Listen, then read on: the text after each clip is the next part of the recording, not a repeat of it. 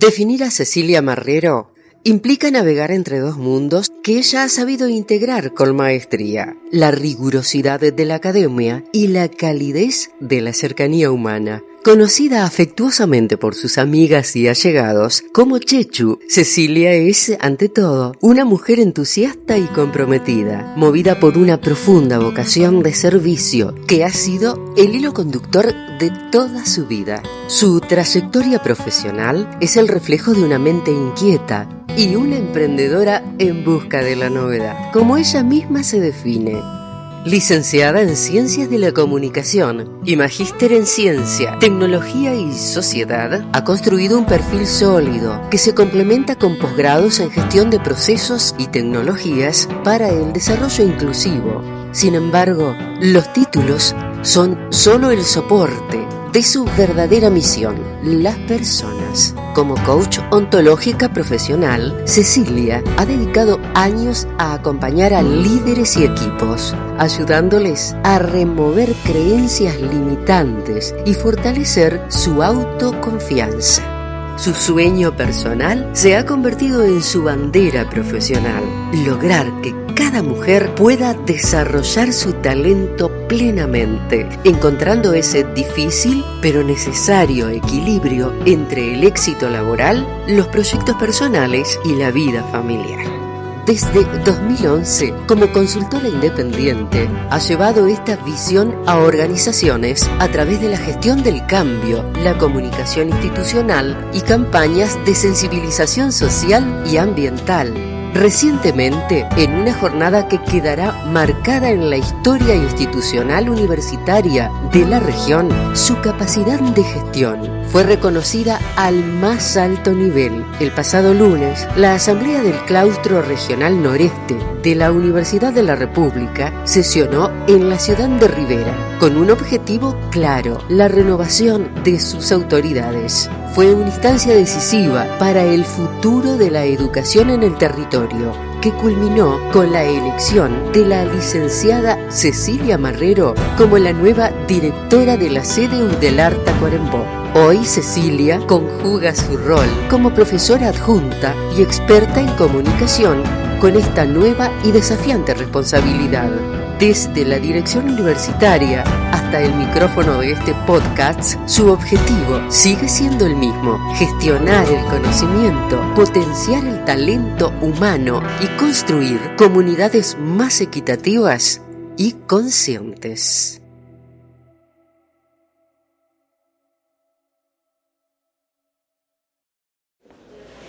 ¿Qué tal? ¿Cómo están? Bienvenidos a una nueva edición de Bitácora Tacuarembó, aquí por el Centro Cultural de Tacuarembó, un programa realizado por alumnos del taller de comunicaciones dirigido por el licenciado en comunicación Tito Espinosa. Agradecer a la Intendencia, agradecer a nuestro actual director y a todos los compañeros que hacen posible que estemos hoy aquí recibiendo en esta oportunidad una mujer que ha hecho de lo que es la comunicación y el acompañamiento humano su propósito de vida. Realmente una mujer con una trayectoria muy importante, a pesar de que es muy joven, licenciada en Ciencias de Comunicación, docente universitaria, magíster en Ciencia, Tecnología y Sociedad y coach ontológica profesional.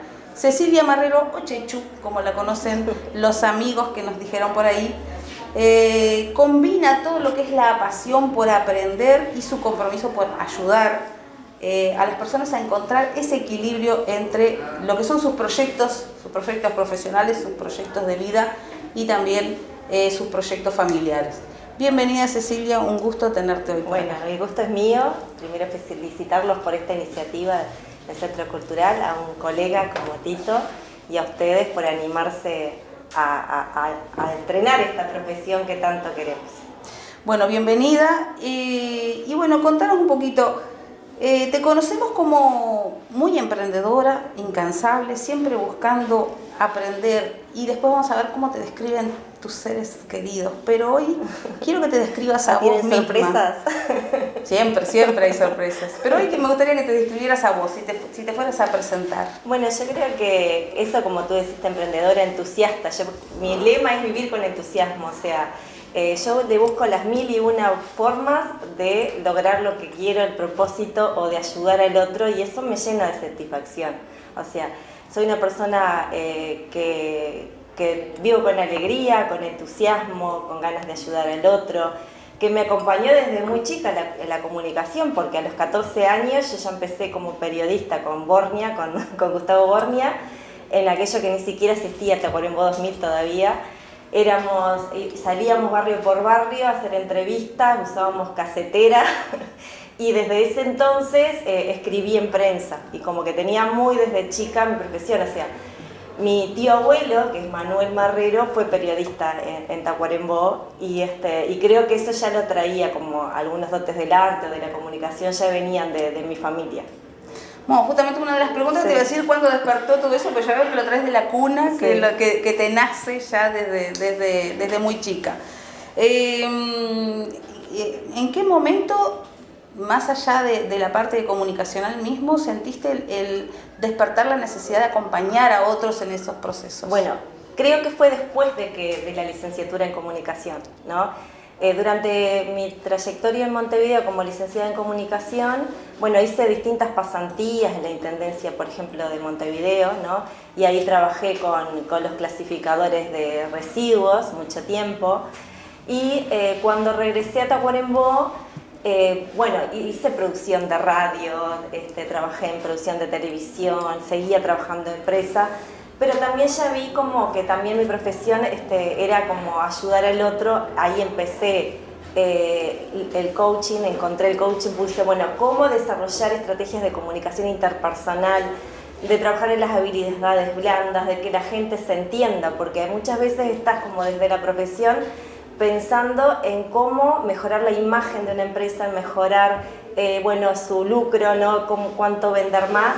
Pero todo eso veía que algo resonaba en mí, que me faltaba la parte de comunicación interpersonal, de desarrollo de habilidades, que en ese momento la licenciatura en comunicación no profundizaba tanto en esa área, ¿no? Más sobre la comunicación interna de las organizaciones. Entonces complementé con esto que es el coaching, que el coaching trabaja en entrenamiento de habilidades, trabaja en el lenguaje, trabaja en las energías, trabaja en los aspectos corporales, trabaja en los aspectos de cómo es una escucha activa, una escucha empática con el otro. Y desde ahí fue que bueno, hice esa carrera, que fueron 2 años, 360 horas de entrenamiento. O sea, para poder tener un título de profesional de coach hay que entrenarse, o sea, no son cursos de 30 horas, sino que es otra maestría, son un montón de horas. Y bueno, y eso creo que me ha posicionado en otra forma de poder colaborar, decir, bueno, desde esa escucha activa, desde esas habilidades, poder transitar este camino que es lograr que las personas se desarrollen en aquellas cosas que tienen como meta, ¿no? Bueno, ¿qué meta me pongo y cómo llego a esa meta? ¿Qué barreras estás teniendo para llegar ahí? Y en ese sentido, la comunicación y el coaching me han permitido tener ese propósito, ¿no? De ayudar al otro y desde esas herramientas. Buenísimo. Licenciada en Ciencias de Comunicación y profesora adjunta de la Universidad de la República. Sí. ¿En qué te sentís más cómoda? ¿En la parte de la docencia o en esos acompañamientos personales o a pequeños grupos? Bueno, ahí es una muy buena pregunta, porque yo creo que mi perfil académico se complementa con el profesional y no haría academia sin ser profesional. Hoy en día también tengo un rol en la asistencia académica de la dirección y esto lo remarco, que me parece que la academia no puede perder el vínculo con la profesión y con la sociedad, y en ese sentido creo que este rol académico-profesional complementa los dos mundos, ¿no?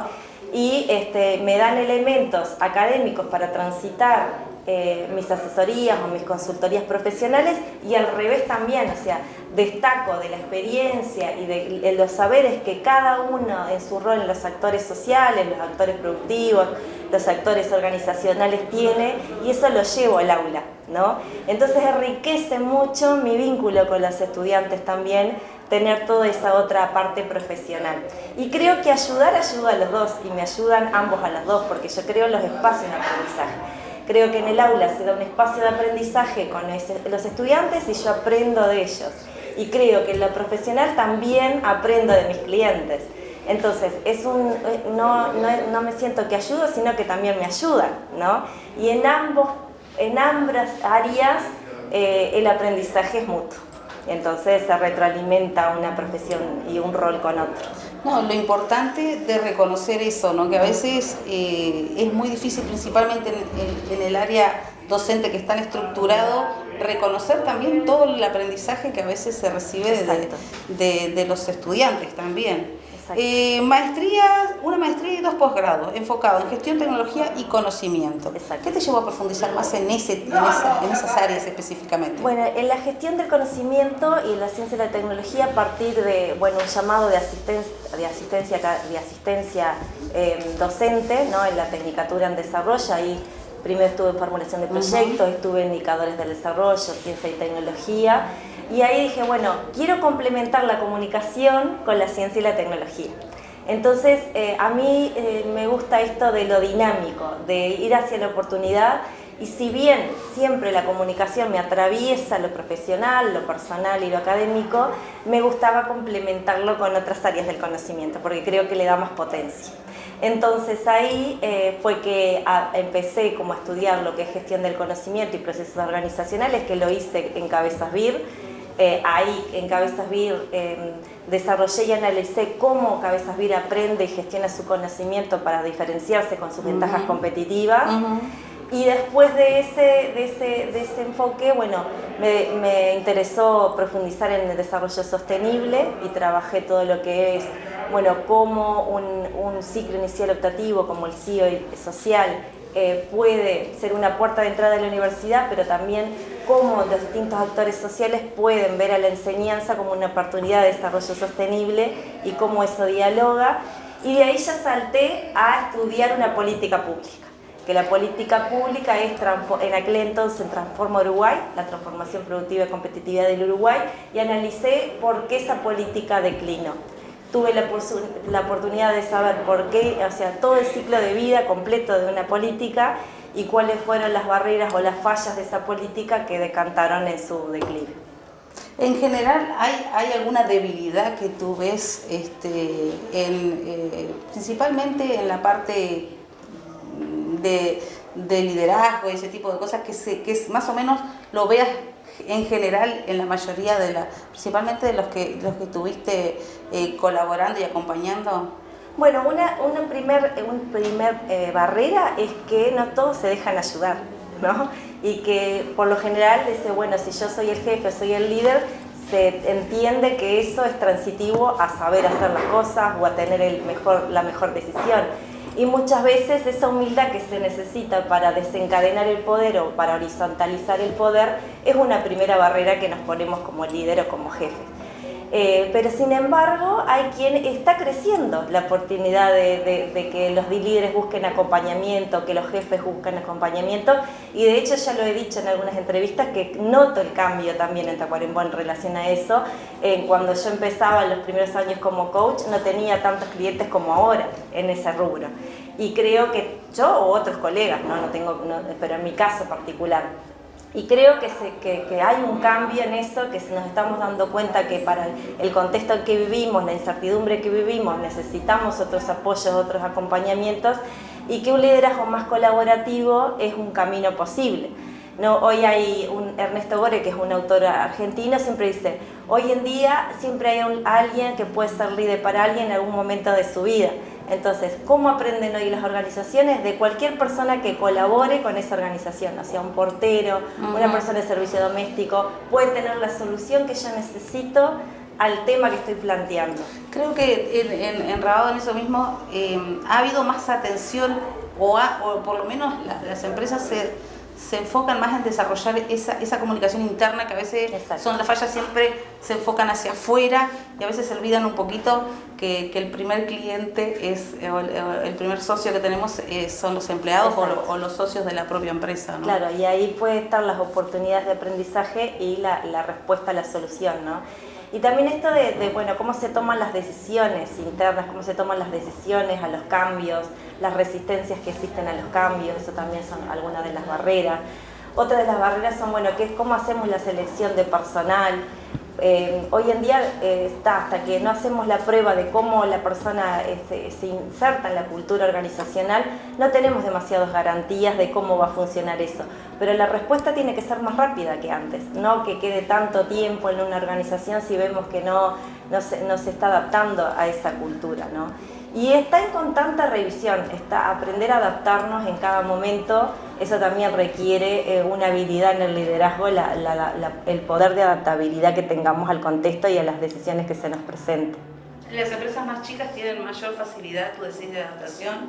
En algunos casos sí, No siempre, porque claro, también tienen menos recursos para invertir en conocimiento, en tecnología, en infraestructura, pero también es gestionable. Al ser más pequeña tenés más posibilidades de gestionarlo más rápido en muchos casos, ¿no?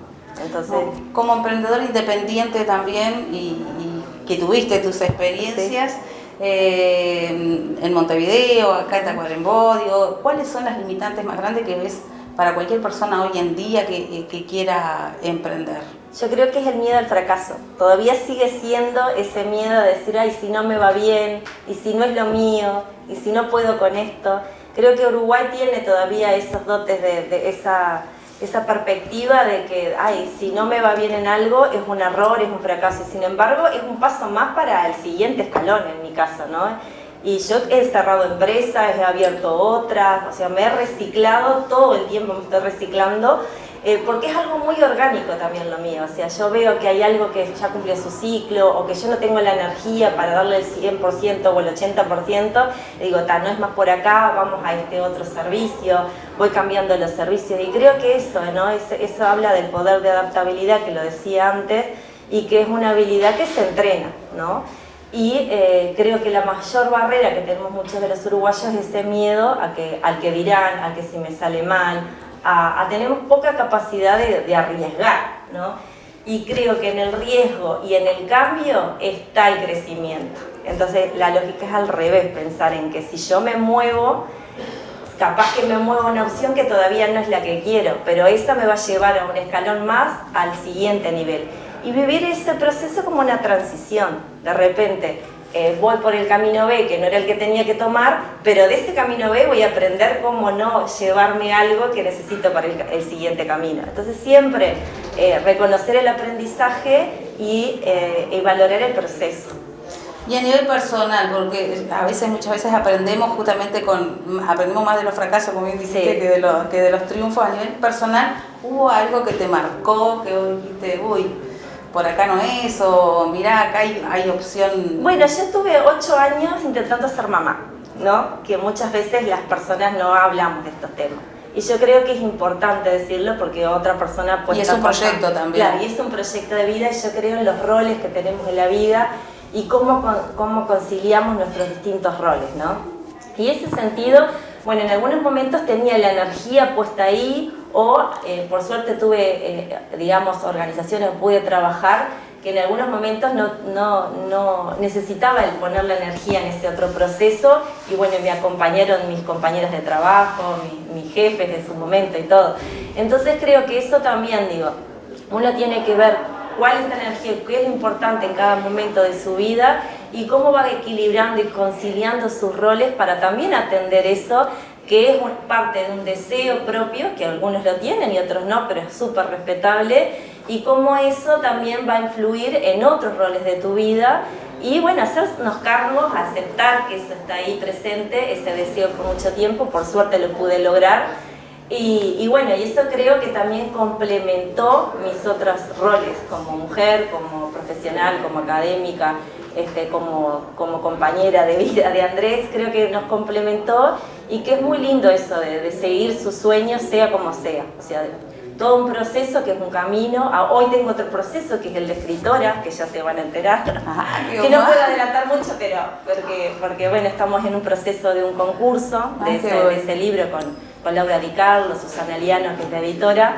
pero también contento con ese otro rol, ¿no? Y cómo es muy positivo que encontremos cómo cada rol tiene su encanto y podamos complementarlos. Hoy en día te sentís desarrollada plenamente a nivel social, yo creo que sí, que familiar, estoy en un momento súper rico de mi vida y justamente ayudo a otras mujeres y a otros clientes porque creo que he logrado ese equilibrio emocional, profesional que a mí me gratifica totalmente. O sea, estoy contenta con mis logros y lo que he hecho hasta ahora. Sé que también tenés mucho lo que es incorporado lo que es los roles de género principalmente.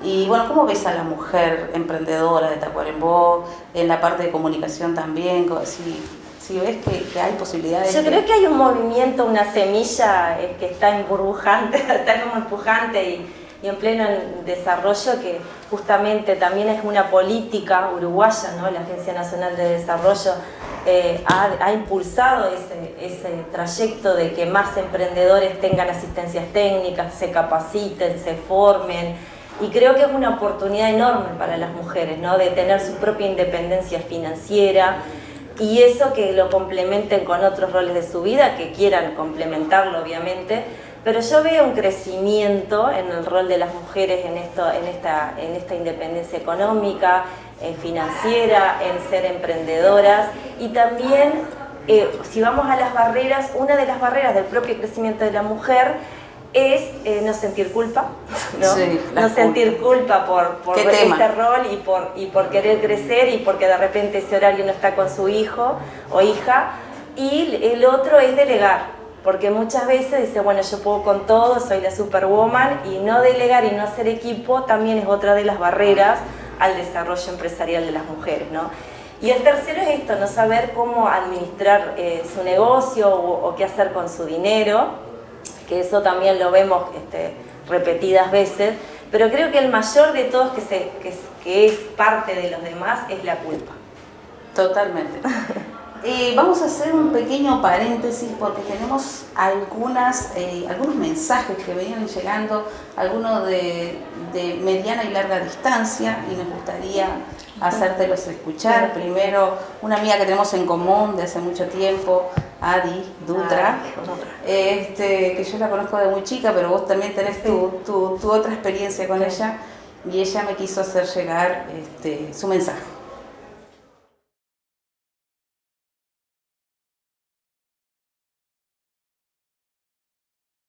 Hola Ceci, qué sorpresa, no te esperabas esto, ¿no? Cuando Adi me dice que Raquel quería que hiciéramos un audio contando otras facetas de vos, la verdad que me encantó la idea porque tengo 1.000.000 de anécdotas para contar y también es lindo contarle a la gente de lo multifacética que sos. Contarles, por ejemplo, que desde niña vos siempre te encantó bailar, que cada vez que veías un grupo de danza bastaba que vieras una vez la coreografía para enseñarnos a todos los amigos del barrio, a los vecinos, y hasta el día de hoy me acuerdo la coreografía completa de la comparsita. Todos los pasos, tenía una profesora súper exigente. Bueno, después ya en la adolescencia me acuerdo que recorrías todos los barrios en bici, no importaba el día, la hora, si era verano, la cara roja, y hacías entrevistas en todos los barrios de Tacuarembó. Después ya en la facultad en Montevideo, en la Gaceta, que trabajaste para la Gaceta de Montevideo, recuerdo que la entrevista laboral fue telefónica y como vos no podías hacerla, yo tenía un registro de voz muy similar al tuyo, hago la entrevista, consigo el trabajo, al otro día te presentás y nunca se enteraron que había sido yo. Eso fue muy loco. Bueno, después sí, siempre estuvo muy vinculada a grupos y organizaciones con fines sociales. Por ejemplo, también trabajó en la Intendencia, en un sector que capacitaba y orientaba a los clasificadores de residuos. Trabajó años en el SOCAT y en el CAIF de Tacuarembó. También estando en facultad ella entabló una linda amistad con Beatriz Santos, que Beatriz trabajaba en la Secretaría de Equidad Étnico-Racial y Ceci estuvo muy vinculada a esos temas también. Bueno, y después, qué decir de Ceci, tiene muchísimos amigos, tiene amigos desde el jardín. siempre una persona súper atenta a los vínculos, cuida sus amistades, los conserva en el tiempo, siempre está dispuesta a ayudar de una manera muy, muy genuina y muy empática. Creo que la idea que ella tiene de éxito es poder ayudar, contribuir, mejorar. No concibe el éxito sin que esté el ayudar a los demás presente. Esa es la palabra de Adriana desde Nueva Zelanda, que se prestó enseguida, quedó muy emocionada, le encantó la idea. Claro. Así que sí, mi hermana recibir ese saludo, y aparte sí tienen el mismo tono de voz, sí. muy parecido. Una anécdota sí, muy divertida. La primera vez que lo hace pública la anécdota, yo era becaria en la licenciatura en comunicación y era becaria ahí en la Gaceta de Posito, una de las becas, y bueno, justamente eso, que ese día justo yo tenía clase, no sé cómo fue, ahora no recuerdo exactamente, pero bueno, Adriana me hizo la entrevista por mí porque era por teléfono y bueno, y quedó, así que puede trabajar en periodismo también. Ya tiene también la parte comunicacional incorporada. Sí. Muchas gracias, Adri. Y está viendo esto, un abrazo enorme. Sí, lo va a estar viendo porque le vamos a pasar el link. Sí. Y después tenemos el mensaje de Adi Dutra, también una amiga de tiempo. Hola, Tacuarembó. Bueno, es un gusto poder compartirles que conozco a Ceci hace más de 20 años. Mi nombre es Adi. Tuve el privilegio de verte florecer en cada etapa. Bueno, junto a todas nuestras familias, la tuya, la mía, la que formamos después, fui testigo de tu inmensa fuerza y corazón al superar pruebas profundas, como tu camino a la maternidad, que culminaste con la alegría de Franco y Enzo en tus brazos. Verte resurgir con esa luz es una gran inspiración para mí. El haber compartido el proyecto de Agasajar, que nos enseñó mucho, y sobre todo me enseñó tu pasión, tu compromiso, el que le pones a todo. Sos una amiga leal. Emprender con vos me hizo descubrir esa garra, esa capacidad que tenés en el trabajo. Estoy muy orgullosa de la persona que sos y de todo lo que hemos compartido y agradecerte también por hacerme parte de cada momento, de todas las etapas, de todo lo que hemos pasado. Te mando un beso grande y te felicito por esta entrevista y por todos los éxitos que has tenido y que vendrán. Bueno, muchas gracias también a Adi, te quiero mucho, igual que a Adri. Bueno, y no contó cómo nos conocimos.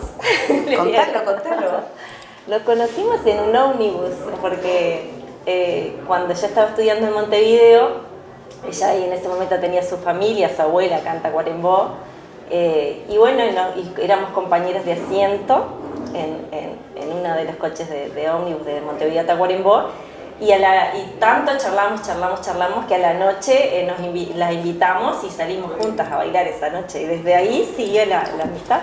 Nos conocimos así. ¿Verdad que lindo? Sí, muchos viajes. Si pudieras dar un consejo a los que están comenzando, a los más jóvenes, en todo lo que es el área de la comunicación o del liderazgo también, que tenés mucha experiencia gestionando personas, ¿cuál sería? Bueno, yo creo que justamente eso, ¿no? Yo creo que lo que le transmito es eso del entusiasmo, del compromiso, ¿no?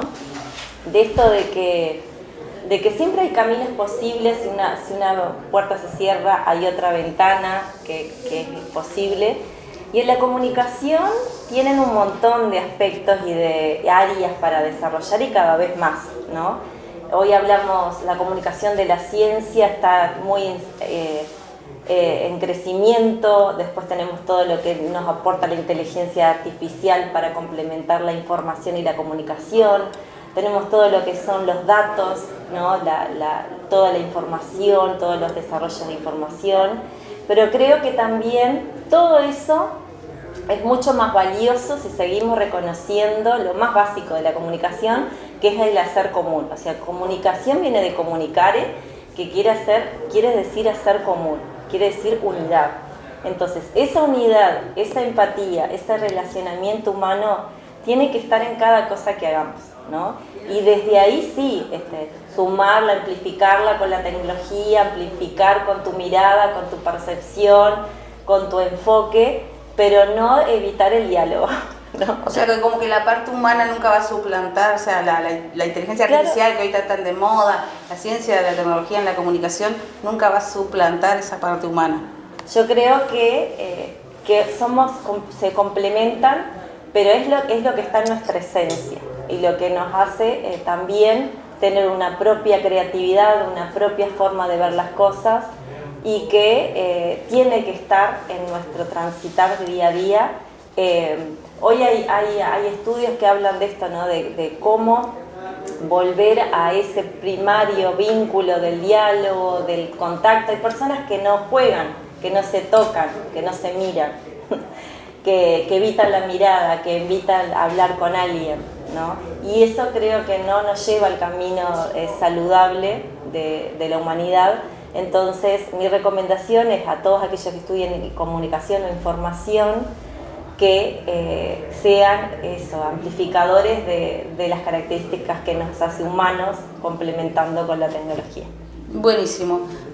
Como para cerrar esta entrevista ya, hay una pregunta que no la escribí yo, la escribió una compañera, Jané Orge, pero me encantaría hacértela porque me gustó. Bueno. Y para cerrar, que vos nos expliques a todos, a la audiencia, a nosotros, qué significa particularmente para ti vivir en equilibrio. Bien, está bueno. Qué importante. Para mí es respetar el sentir, o sea, esa llamita que me va diciendo Cecilia es por acá, es por allá, ¿no? Siendo fiel a mí misma, ¿no? Diciéndole al otro, me está pasando esto, ¿qué te parece? O sea, a mi pareja, a mi familia, ser sincera en eso, decir, bueno, me está pasando esto, estoy sintiendo esto, ¿qué te parece a ti? Pero también el orden del tiempo, ¿no? Y muchas veces en el tiempo encontramos posibilidades para nuestro propio autocuidado, ¿no? Porque a veces cuando nos gusta tanto lo que hacemos, damos mucho tiempo a los demás, y hay que dar ese tiempo a los demás sin olvidarnos de que una parte de ese tiempo es para nosotros. Entonces, yo hablo de el equilibrio, no es 50 y 50, no es darle un granito, o sea, si tenemos 10 roles, darle un 10% a cada rol. El equilibrio es el que cada uno encuentra su manera para sentirse pleno, para sentirse feliz, para sentirse en eje. Entonces, hay momentos en el año que orgánicamente yo siento que no voy a dar entrevistas porque estoy necesitando cuidarme. Y hay otros momentos que le voy a dar todo porque siento que estoy aportando a ese proyecto.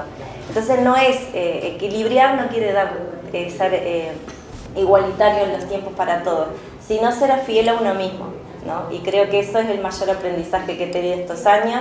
Me ha llevado mucho entrenamiento lograrlo. He reconocido mis espacios, tengo mis espacios de meditación, de autoconocimiento, y también mi familia me lo ha permitido, ¿no? Y que respeta esos momentos que yo quiero decir, me siento así, quiero esto, quiero lo otro, y es lo que yo le transmito a mis clientes y a mis amigas. Ellas saben que yo siempre les estoy diciendo, bueno, pero ¿qué estás pensando para ti? ¿Cuál es tu mayor desafío?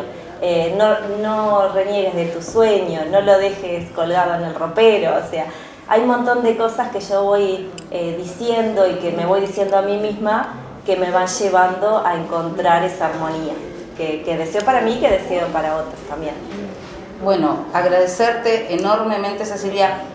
Realmente podríamos seguir hablando una hora más, pero no nos da el tiempo. Hablaste una cosa muy interesante, sí, y creo que todo el mundo tiene problema, que es con la gestión del tiempo. Sí. Andamos todos corriendo, a veces nos dificulta priorizar algunas cosas. Ahora tenemos que priorizar que se termina el programa.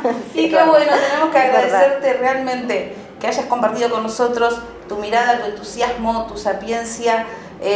Aparte la manera con cómo la comunicás, tu tono de voz, todo acompaña. Realmente creo que sos una excelente profesional. No es solo la transmisión del mensaje, sino el cómo lo transmitís. Sé, porque he vivido experiencia de que acompañás los procesos, ayudás a construir vínculos, tener un propósito en la vida. Así que agradecerte, creo que es muy enriquecedor este programa, agradecerle también a Tito, a la producción, que me haya permitido. Yo en realidad no iba a entrevistarte porque tengo un cariño muy especial, y digo, capaz que soy muy entusiasta.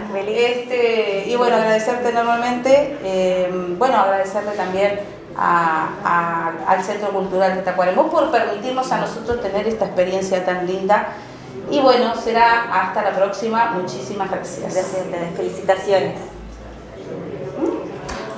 Sí, perdón.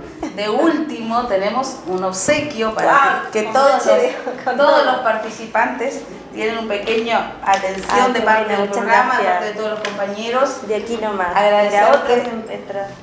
Agradecerte muchísimo y bueno, la forma de que nos lleves en el recuerdo. Se rompen los... Está tan lindo el paquete que todo empaquetado. A ver qué será. Ay, qué bonito, Iván. Es un pequeño detalle. Muchas gracias. Que ojalá te sea útil y lo puedas usar. Precioso. Es realizado por un tallerista de aquí, de la Casa de la Cultura, así que... De aquí nomás. Gracias. Muchísimas gracias, muy lindo. Bueno, Ferreira. Felicitarlos a ustedes también por esta iniciativa, por este curso tan necesario para nuestra ciudad, para nuestro departamento, con otro gran profesional como Tito. Así que contenta también contigo de que me hayas hecho la entrevista. Te felicito por este nuevo desafío. Y bueno, y ojalá te sigamos viendo en pantalla. Bueno, muchísimas gracias a todos y bueno, hasta la próxima.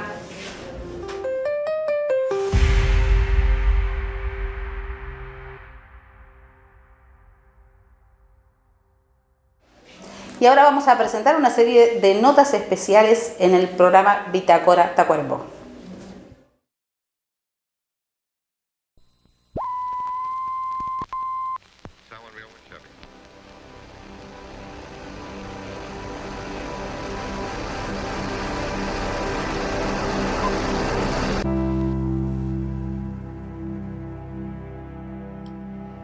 Soy Wilson Javier Cardoso, gestor cultural, poeta, cada tanto periodista, cuando las ocasiones lo permiten o lo exigen. Lo que estamos haciendo en Tacuarembó desde marzo de este año es un taller literario cinematográfico, es una experiencia que creemos que es muy innovadora en el sentido que trata de indagar a partir de películas y libros, a partir de libros de narrativa, de poesía, de ensayos y de películas de la más diversa índole. Por ejemplo, hemos tomado películas de principios del siglo XX, hemos tomado películas que se consideran infantiles o de temática infantil, hemos tomado películas que son más de carácter puramente narrativo, cinematográfico, y lo que hemos buscado es ver en qué manera se vinculan o con las obras literarias que las provocaron o con otras obras literarias que en apariencia no tienen relación y que nosotros tratamos de vincular por la temática, por la manera en que las encaran, por los problemas que plantean en común, con lo cual el universo creativo empieza a veces no a reducirse, sino a volverse mucho más fértil en cuanto a los cuestionamientos de los propios talleristas. Hoy hablábamos, por ejemplo, con los colegas sobre lo que se va a hacer dentro de pocos días en Tacuarembó, que va a ser una especie de muestra de todo lo que los talleres tienen como producto final. Y creo que es una cosa maravillosa realmente, la gente que enseña periodismo, mostrar sus productos, la gente que enseña danza, mostrar cómo han asimilado determinadas rutinas para mostrarlo a sus familiares, a sus amigos o simplemente para disfrutarlo, mostrarlo a la gente que se dedica a la fotografía, han hecho trabajos excepcionales y así cada uno de los talleres.